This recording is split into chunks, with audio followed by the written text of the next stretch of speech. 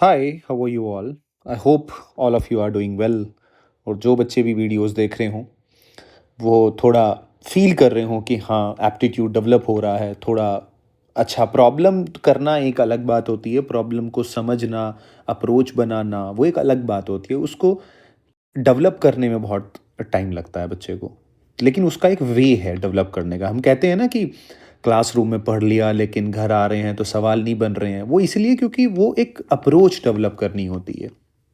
और अगर आप कभी भी देखोगे क्लास में 10 बच्चे, मतलब अगर 50 बच्चे हैं, रेशो की बात करूँ मैं, कुल 3 या 4 बच्चे ऐसे होते हैं जिनकी वो क्रिटिकल थिंकिंग वो बहुत फास्ट होती है, जबकि बहुत सारे बच्चों की नहीं होती, वो डेवलप करनी पड़ती है। तो वो हमारे एजुकेशन सिस्टम की या वो चीज़ों का दोष है, वो हमारा नहीं है ज़्यादा। क्योंकि हमें बचपन से ही वो रट्टाफिकेशन वाली बात कि रट लो, पेपर दे आओ, 10 सवाल हैं यही आएंगे। अब यहाँ आपको सोचना पड़ता है, तो आपको डेवलप करना पड़ेगा, और वो डेवलप प्रैक्टिस से होगा और एक एक प्रॉपर वे में सोचने से होगा।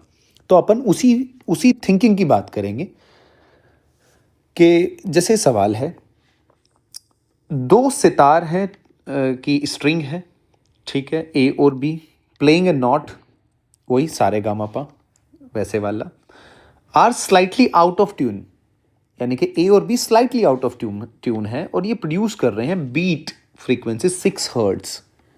यानी कि बीट बीट का मतलब क्या होता है? देखो, जब भी आप सवाल पढ़ो तो आप पहले क्लियर करो कि बीट का मतलब क्या है। 6 हर्ट्स अगर ये बीट है तो बीट का मतलब है यानी कि 6 बार ये मैक्सिमम सुनाई देगा आपको।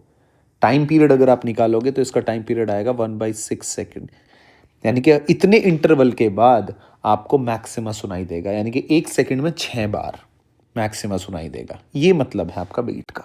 चलो आगे चलते हैं। The tension in the string ए, यानी कि अगर मैं फ्रीक्वेंसी की बात करूं स्ट्रिंग की, दोनों तरफ से बंधी हुई है, तो वो क्या होता है? N v/2l। अब स्ट्रिंग की बात है तो वेलोसिटी क्या होती है? जो स्ट्रिंग वेव की वेलोसिटी होती है t/μ, ये आप जानते ही हैं। यानी कि इसका फॉर्मूला बन जाएगा n/2l, और ये बच्चे आ गया t/μ। अब ये मेरे दिमाग में आना चाहिए कि अच्छा, ये मुझे पता है, ठीक है। String A is slightly reduced, चलो, the beat frequency is found to be 3 hertz. यानी कि जैसे ही आपने टेंशन रिड्यूस किया तो आपकी बीट फ्रीक्वेंसी अब 3 हर्ट्स होगी। अब ये कह रहा है कि if the original frequency of F A की ओरिजिनल फ्रीक्वेंसी कितनी दे रखी है? 324 हर्ट्स। यानी कि 324 हर्ट्स कितना देता है? बी के साथ मिलके 6 बीट देता है, 6। तो यानी कि एफ बी की अगर वैल्यू की बात करी जाए, या तो 318 होगी या 330 होगी। बस आप मुझे ये बता दो भाई। आप ध्यान से देखो, अगर यहाँ आप देखो, आप ये कितना है? ये बीट है किसके साथ? बी के साथ मिलके। अब ए की इसने ओरिजिनल बता दी 324, तो मैंने 324 लिख लिया। अब इन दोनों की बीट फ्रीक्वेंसी कितनी है? 6। आप देखो, माइनस कर लो, 318 324, 6 का डिफरेंस है, 330 324, 6 का डिफरेंस है। तो या तो एफ बी की वैल्यू ये हो सकती है, या फिर एफ बी की वैल्यू ये हो सकती है। इतना मुझे पता चल गया। यानी कि 318 330, तो 360 भी नहीं हो सकती, 324। तो इसका मतलब अगर तुक्का भी मारना पड़े तो 50-50 करके तो मारो, वो तुम्हारी किस्मत है। अब थोड़ा फिजिक्स लगा लेते हैं। तो फ्रीक्वेंसी ए की अगर बात करी जाए, वो प्रोपोर्शनल है √t के। आपने टेंशन को क्या किया है? रिड्यूस। इसका मतलब फ्रीक्वेंसी ऑफ ए भी रिड्यूस होगी। अब जैसे अभी इस लाइन का काम आ गया, ये वाली line, the tension in the string A is slightly reduced and the beat frequency, जैसे ही आपने टेंशन घटाई, फ्रीक्वेंसी घटी, तो जो अब बीट फ्रीक्वेंसी है, बीट फ्रीक्वेंसी कैसे निकालोगे आप? डेल्टा एफ कैसे निकालते हो आप? F B minus F A, ऐसे तो निकाल रहे हो आप, ठीक है। यानी कि एफ बी तो आपका जो भी है वो फिक्स है, या तो ये है या ये है। लेकिन एफ ए अब 324 से घट गया। अब आप ध्यान से, अब यहां मेन बात आती है निकल के। अगर आप ये देखो, अगर ये 324 से डिक्रीज हुआ, मैंने मान लिया ये 322 हो गया, ठीक है।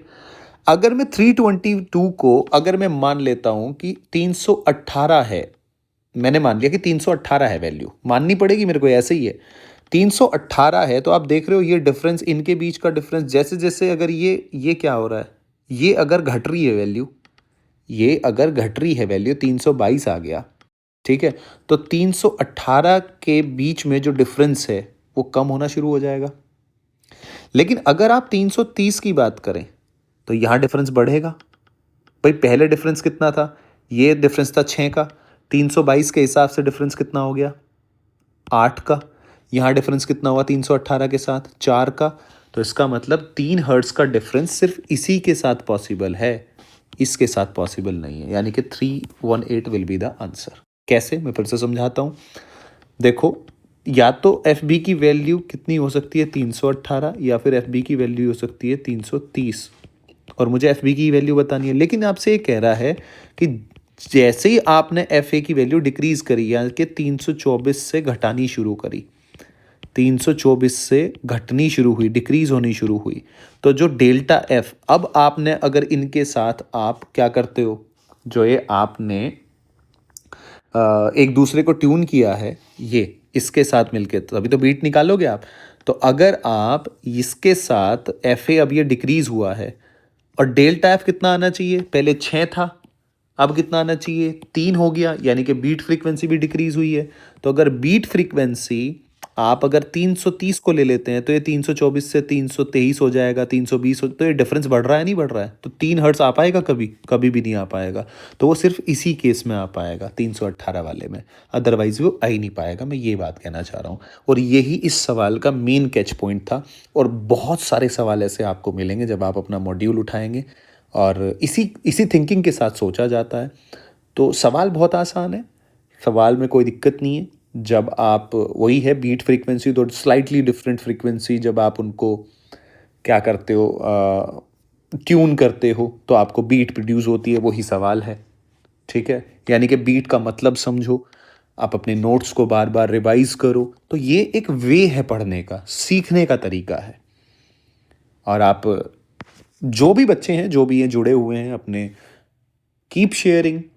आप जितना आप शेयर करोगे उतनी मुझे हिम्मत मिलेगी और काम करने के लिए, और अच्छी अच्छी बातें डिस्कस करने के लिए, ताकि मैं और मन लगा के और अच्छी अच्छी बातें आपको सिखा पाऊँ। सो मिलते हैं अगले सवाल में।